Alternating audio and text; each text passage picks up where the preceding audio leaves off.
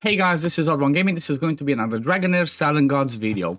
In today's video, we're going to be talking about the Grave of Venom and specifically about a team that I have built and tried out for the stage 9 that seems to be, you know what, pretty close to 100%. So I did make a video yesterday on showing the Ancient Battlefield stage 9 team, which was not a 100% team, but, you know, I wanted to show that team as a base for the concept that you can do it if you hit the, if you have the right buffs, if you have the right debuffs and all the other stuff. So because I managed to do that one, that was obviously the hardest of the dungeons from my point of view, at least from the 5 gear ones, the Ancient Battlefield is the hardest one.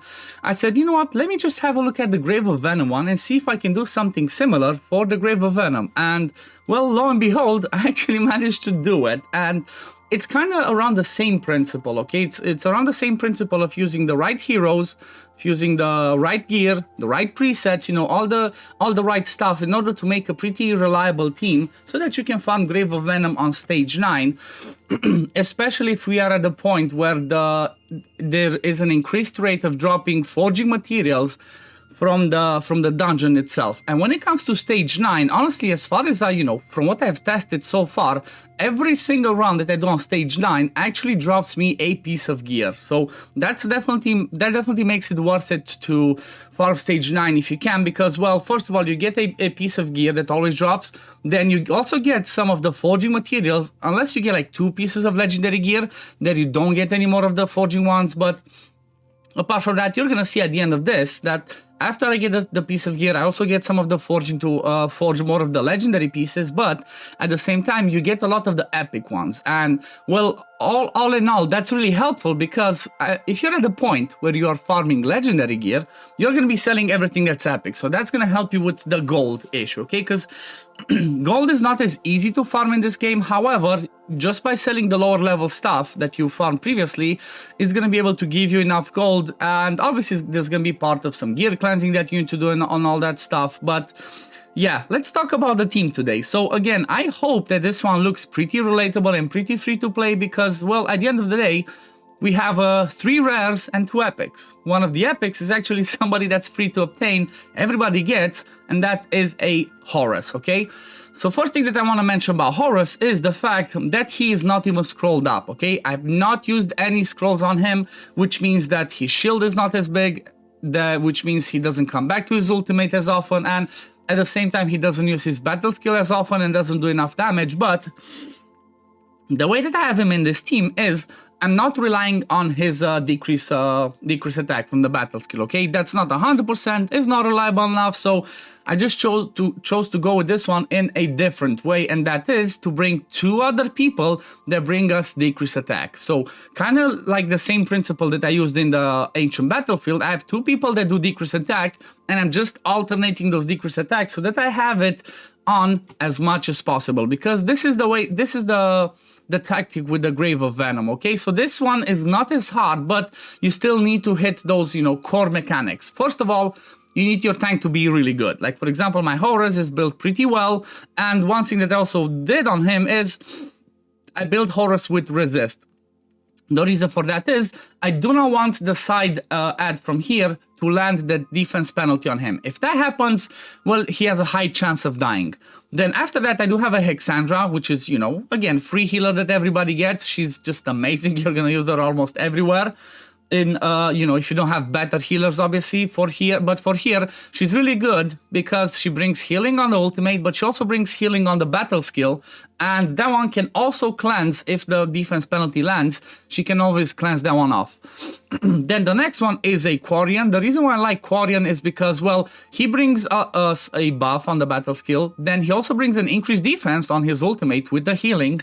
And at the same time, on his ultimate, he has a pretty low cooldown. I think this one would work even without Quarian. If you have somebody else that brings you some healing, if they bring you some extra buffs, that's going to be helpful because I do have the artifact on Horus that makes him take less damage the more buffs that he has. So obviously you're going to just tweak and have a look if you're going to build something similar for yourself. But, I just used Quarian because that's what I had. I could have also brought in Meredith. That should have worked in the same way. I might have just had to time the healings to go different. But as you can see, this one looks pretty reliable. There's not a problem with this team. It looks pretty okay. Again, it takes a long while, but you know what? I'm trying to use as free-to-play friendly heroes as I can. Then the last two people that I have are in this team are obviously the usual Sigrid, which hopefully everybody should have a Sigrid, because at this point in the game, you know, we're like 2 months in, you should be getting to the second chest that can give you a chance to choose a rare. So for example, if you didn't choose Sigrid from the first chest, you get to the second one, you're definitely going to pick her because she is amazing. And what Sigrid brings to the team is decreased attack and also damage. That's her role in here, just to do damage and to bring us decreased attack. And then the last one, which is Yola, my favorite epic in the game, but she's not the best epic in the game, you know. She's no Frurbas, she's no V-Cook, she's no Isolde, Voresh. Well, no, she's just another hero that does some damage. It's not crazy damage, as you can see my Sigrid out damages her, but she is in here because of the decreased attack as well, and also she has the chance to like stun and sleep the side ads, but you don't necessarily need that.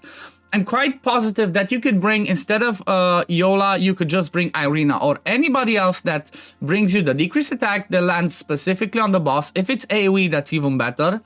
But yeah, you need just somebody else that brings you decreased attack and then some damage. That's all. So that's all this team is about. Horus needs to survive, 2 healers and then some damage in there. And like I said, having the decreased attack be under all of the time is going to be the most helpful. But yeah, like I said, we get a piece of gear drop, we do get some tempering sand, and then 3 pieces, which all of these will be sold because, you know, I'm consistently getting legendary gear now.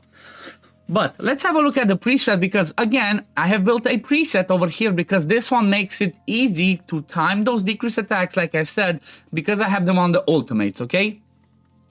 So first thing, the way that I did it is I made Sigrid use her decreased attack after like, you know, 21 seconds for the first cast time.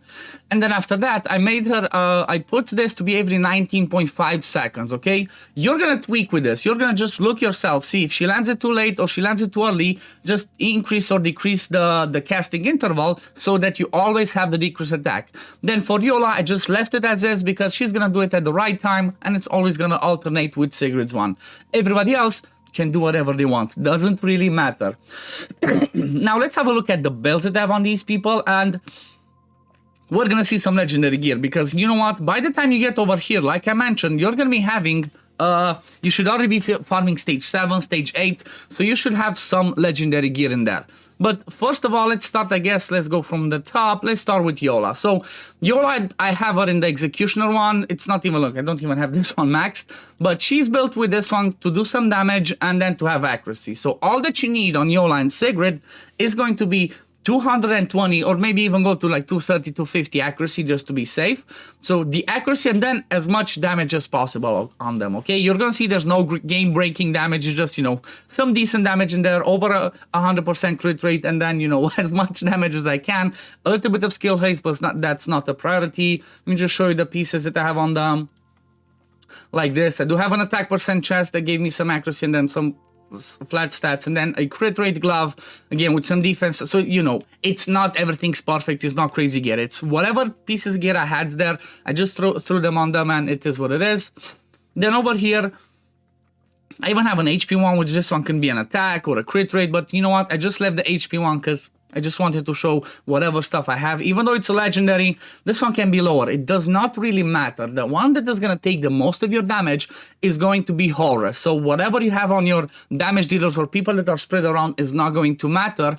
The only one thing that you're going to care about is positioning, and I'm going to show you after this build, and that is going to be the position that you're going to use for whoever has the lowest HP, because that's the one that's going to get hit by the side ad, and you want to have them in front so that when Hexandra and Quarian do the heals, they are in that range. But yeah, let me show you. So again, accuracy, rune over here, -1. It can even be the lower one, doesn't matter. As long as you hit the stats that you want, you're good. I also have the crown on her for a chance to land a defense penalty on the boss from time to time just to do more damage. But, you know, because honestly, if you got at least one dupe during the season, this should be the first one that you get. But by this point, maybe you got a couple of more. And again, some of these artifacts do not really matter. Like this one, you don't really need to have the defense penalty one. You can do anything else. You can just go with the damage one and whatnot, as long as you hit the accuracy that you want.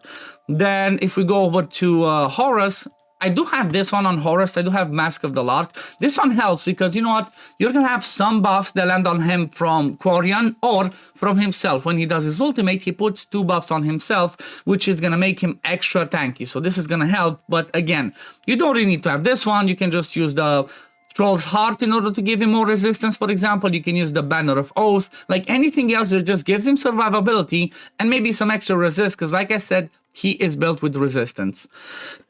I do have him in the Wrath of the Troll set. I'm not really sure this one really matters. Like, you can have whatever, because skill haste on him, like, yeah, he's gonna come back to his ultimate faster, but it's not that mandatory that he does his ultimate. He can be pretty survivable, you know, if you build him tanky enough to take the hits and survive in there. But yeah, these are the pieces that I have on him, again, just to show you a little bit. Accuracy does not really matter on him for this one, because I'm not relying on his decrease accuracy, on his decrease attack, okay? HP percent over here, and then resistance chest. Then I do have a resistant negative rune in here. It does not have to be the legendary one. Again, you can just use an epic one. Just make sure you get, I think what you need is something like over 250 resistance to make sure you resist that decrease, that defense penalty. You're obviously going to test that yourself to see if you have too low, just add a little bit more, okay? This one, again, some HP and some resistance, nothing too crazy. Then the next one's going to be Sigrid. Sigrid is in a damage build, and again with this one, she comes back to her ultimate, but because I have the preset, it does not really matter, you know, because I have the preset in there where this does not benefit her. Just think about this artifact that it's any other one. You can even have this one. I just chose this so she has enough accuracy, okay? As long as you have over 220 accuracy, you can choose whatever artifact you want. It does not have to be this epic one. Then I do have on her again the... what's it called, the troll set. This is one of the best ones that I like, honestly, because this one also helps them heal. Every time they do basic attack, they heal based on their attack, so it's a little bit of self-sustain. But yeah, again, look at the stats, nothing too crazy. I don't even have 100% crit rate on her. I do have like a ton of enlightenment, which I don't really need. Attack percent over here, crit rate glove from an offset piece, then attack with some crit damage and defense over here. Accuracy on this one again with some other stats. Like, I don't even know where I have that much enlightenment from. Let me see. Oh yeah, it's some of the substats, I guess. But yeah, again, this one does not have to be a legendary one, okay? It can be an epic one. As long as you have enough accuracy, you're good to go. Then next one, Hexandra, again, same principle, the Wrath of the Trolls. You just need her to have, you know, survivability, and if she can have some attack and some enlightenment, it's gonna help with her battle skill to heal more. But apart from that, it does not really matter. You don't have to have crazy stats in there. Just, you know, make sure, I guess, if she has the lowest HP, make sure she's going to be placed in the right spot, which, again, I'm going to show you at the end. But yeah, overall, it's nothing to, you know, it's no, oh my god, crazy stats or crazy stuff. Like, even this one, it doesn't really have to be the mirror. You can have whichever one. You can have the Luminary Orb Gospel instead, or you can have anything else that just gives her some stats. Maybe even this one for more attack, for enlightenment, and whatnot. So, again, do not get stuck on the artifact. Let me see the next one. Oh yeah, and the next one's going to be Quarian. He's 5-star, but he's level 90. He's same thing, he doesn't even have the Wrath of the Trolls. Like, I just had the random set on him. Just, again, random stats, he's not gonna do damage, he's in there mostly to do healing. And, you know, that's about it. Just to do the healing, and then just make sure the Horror stays alive. I even have the level 8 one, defense, then I have HP on this one with crit damage, which it's not gonna benefit. You saw he didn't do too much damage.